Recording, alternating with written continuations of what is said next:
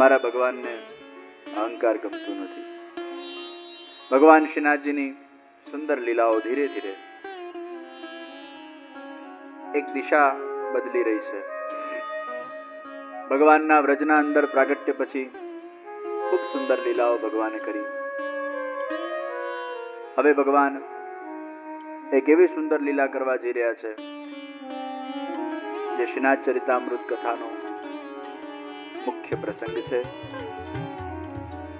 ભગવાન શ્રીનાથજી એકવાર કોઈને વચન આપે પછી ક્યારે પણ વચનને તોડતા નથી.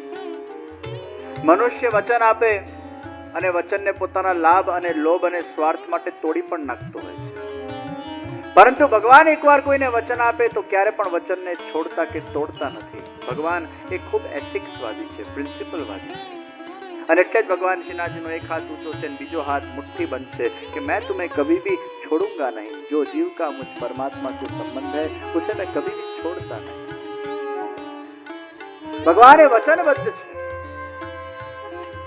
ભગવાનની ભક્તિ તમે દિલથી કરશો, ભગવાન ક્યારે પણ તમને છોડશે, આ વિશ્વાસ રાખજો. અને શ્રીનાથજી બાબા પોતાના પ્રસંગોના માધ્યમથી આપણા વિશ્વાસને વધારે દ્રઢ બનાવે છે. भगवान कई बार वचन देते हैं भक्त को अपनी इच्छा को पूरी करने के लिए. लागे आ भक्तनी इच्छा છે પણ હોય એમની ઈચ્છા.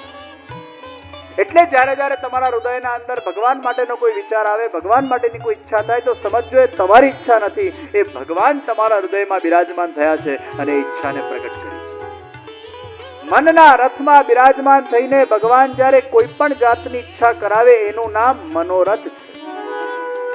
नहीं तो तुम्हारा बुद्धि ना अंदर भगवान नो विचार आवू ये असंभव है. अगर कोई भी भगवत कार्य करने की इच्छा होती है, समाज के कार्य करने की इच्छा होती है, मानवता के कार्य करने की इच्छा होती है, निश्चित वो भगवान की एक विशेष कृपा है. એટલે ભગવાન પાસે જાઓ ત્યારે ભગવાન ના કાર્યો કરવા માટેનું સુંદર વચન ભગવાનને આપજો. ભગવાન પાસે જાઓ ત્યારે આપવા જજો ભાઈ, લેવા નહીં. ભગવાનને કહેજો હે પ્રભુ મને એવી શક્તિ આપ કે તારા સુંદર કાર્યો મારા દ્વારા થઈ શકે, તું મને નિમિત્ત બનાવજે સત્કર્મોના અંદર. અને એક વસ્તુ કહું, ઇનડિરેક્ટ વેમાં તમે એવું કહો ને ભગવાનને કે ભગવાન તારા સુંદર કાર્યો મારા દ્વારા થાય, પણ કાર્ય તમે ક્યારે કરી શકો? જ્યારે તમારા પાસે ધન હોય. ધન વગર કાર્ય થાય? તો તમે જ્યારે એવું ભગવાનને કહો કે હે ભગવાન તારા સુંદર કાર્ય કરવાની મને શક્તિ આપજે, સારી ભાવનાથી કહો ને, તો ઓટોમેટિકલી ભગવાન તમને ધન પ્રદાન કરે છે કે તમારા દ્વારા ખૂબ સુંદર ભગવાનના કાર્યો થાય. એ ભગવાન તમારા પર કૃપા કરવાનો છે, પણ પાછું એવું ભાવ નહીં રાખતા કે ભગવાન પાસે પાછા તમે એવું કહો કે ભગવાન તારા કાર્ય કરાવવાની મને શક્તિ આપને, પાછું અંદરથી રોજ રાહ જોઈને બેઠો ક્યારે પૈસા આવે, ક્યારે પૈસા આવે, ક્યારે પૈસા આવે, ક્યારે પૈસા આવે, ક્યારે પૈસા. આ તો પાછું બાંધવા જેવું થયું. એકવાર બહુ મોટો ધનવાન માણસ એક સાધુના ચરણ સેવા કરતો હતો અને યુવાન આવ્યો. એ કે છે હે સાધુ મુझे ધન चाहिए. ત્યારે પેલા સાધુએ કીધું જો આ ધનવાન છે, આ ચરણ સેવા કરે છે, તું એક કામ કર, ધન માટેનો મોહ છોડી દે તો ધન સામેથી તારા પાસે આવશે. આ ધનવાન મારા પાસે બેઠો છે, મને કોઈ ધનનો મોહ નથી, તું ધન માટેનો મોહ છોડી દે તો ધન તારા સામે તારા પાછળ પાછળ દોડતો દોડતો આવશે. એટલે પેલા ભાઈએ ધનનો મોહ છોડી દીધો, પણ રોજ પ્રતીક્ષા કરીને બેસે.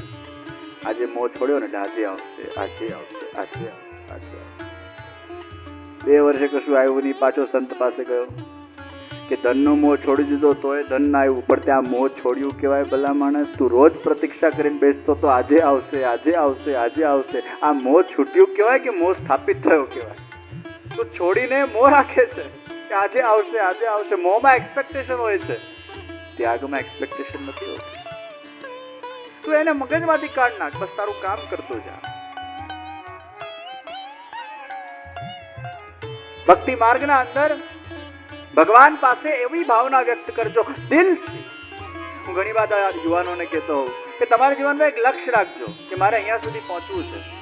એ લક્ષ્યને પામવા માટે શોર્ટ ટર્મ ગોલ રાખજો અને એક જીવનના અંદર ડ્રીમ રાખજો સ્વપ્ન. લક્ષ્ય પોતાના માટે રાખજો, પણ ડ્રીમ સમાજના માટે રાખજો. લક્ષ્યને જ્યારે તમે હાસિલ કરો છો ત્યારે તમે પોતે સત્તર બનો છો. પોતે જ્યારે તમે સત્તર બની જાઓ પછી સ્વપ્ન રાખજો કે હું કંઈક મારા દેશ માટે કરું, કંઈક મારા સંપ્રદાય માટે કરું, કંઈક મારા માનવ જગત માટે કરું, કંઈક મારા યુવાનો માટે કરું. ડ્રીમ હંમેશા પોતાના માટે નહીં રાખતા. ગોલ પોતાના માટે રાખજો, પણ ડ્રીમ હંમેશા પોતાના સંપ્રદાય માટે નહીં રાખજો, રાષ્ટ્ર માટે નહીં રાખજો, ધર્મ માટે નહીં રાખજો. કે હું પેલા સત્તર થઉં અને પછી જે 18 લોકો છે એને 17 બનાવું, પણ પહેલા મારે 17 થવું પડશે.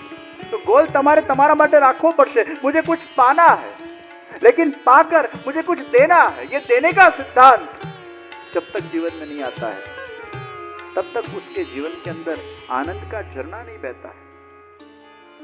एक बार तળાવે નદીને કીધું તું આટલું બધું વહી વહી વહી વહીને તારું બધું પાણી સાગરને આપી દે છે, થોડું પોતાના માટે તો રાખ. નદી કે છે હું કઈ સાગરને આપવા માટે નથી આપતી. આ આપવું એ મારી આદત છે, આપવું એ મારો સ્વભાવ છે, આપવું એ મારો નેચર છે, આપવું એ સ્વાંત સુખ છે મારા માટે. મને આપવું ગમે છે એટલે આપું છું. હું કોઈ કારણથી નથી આપતી, કોઈ લક્ષ્યથી નથી આપતી. नदी के मेरा काम है देना, मुझे देने में मजा आता है, इसलिए मेरा स्रोत मुझे देता है. मैं देता हूं तो मेरा स्रोत मुझे देता है. અને એક દિવસ તળાવ સુકાઈ ગયું, પણ નદી એવી ને એવી જ રહી. તળાવ ખાલી એક જગ્યાએ પડેલો રહે છે. વહેતો માણસ હંમેશા પ્રસન્ન હોય છે, પરંતુ સ્વાર્થ અને મોહના અંદર જડ થયેલો માણસ એ સંકુચિત હોય છે, એ દુઃખી જ હોય. એટલે કહેવાય લોભી માણસ એ ના કહેવાય કે જેને પૈસાનો મોહ છે. પૈસાનો મોહ એ લોભી નથી. જેને ખૂબ પૈસા જોઈતા હોય એ લોભી નથી, પણ લોભી માણસ એ કહેવાય જે પૈસાને સંગ્રહી રાખે અને પૈસાના ઉપર નાગના જેમ બેસી જાય અને પૈસાનો ઉપયોગ જ ન કરે, એ માણસ લોભી છે. તો લોભી માણસ એ કહેવાય જે પૈસાનો ઉપયોગ નથી કરતો. પૈસાની કામના એ લોભીની નિશાની નથી. પૈસાની કામના આપણને સારા કાર્યો માટે પણ થતી હોય છે, તો સારા કાર્ય માટે પૈસાની કામના કરવી એ લોભ નથી.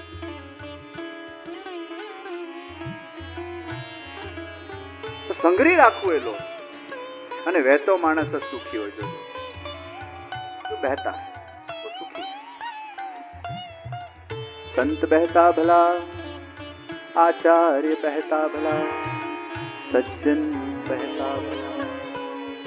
संत હોય, આચાર્ય હોય, સજ્જન હોય, ભક્ત હોય, એ વહેતો હારો.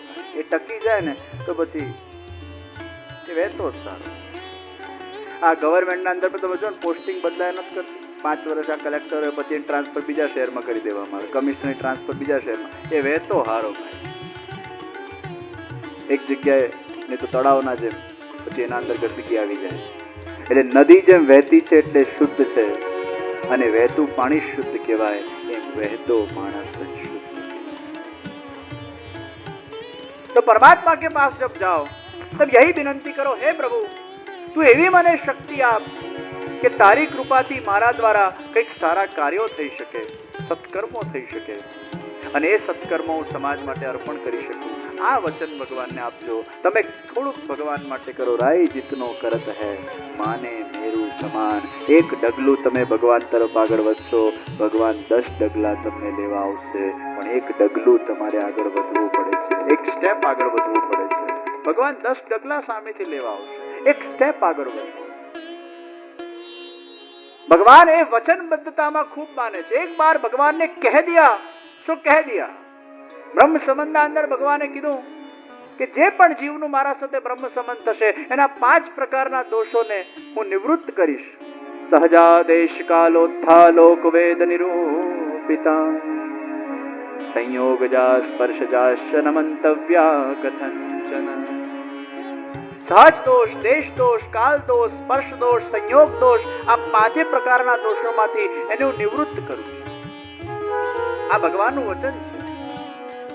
પુષ્ટિ માર્ગના અંદર શ્રીનાથજી બાબાએ જેટલા પ્રોમિસીસ કર્યા છે એ ફૂલફિલ કર્યા છે. ભગવાન તો વચન આપીને બેઠો છે, એકવાર તું મારા સાથેનો સંબંધ જોડે છે, નાતો જોડે છે, હું તને છોડતો નથી. પણ આપણે જ ભગવાનને છોડીને 10 જગ્યાએ ભાગી જતા હોઈએ છીએ. સંસારમાં ખોવાઈ જતા હોઈએ છે. આપણે ભગવાનને છોડીને ભાગે છે, ભગવાન આપણને છોડીને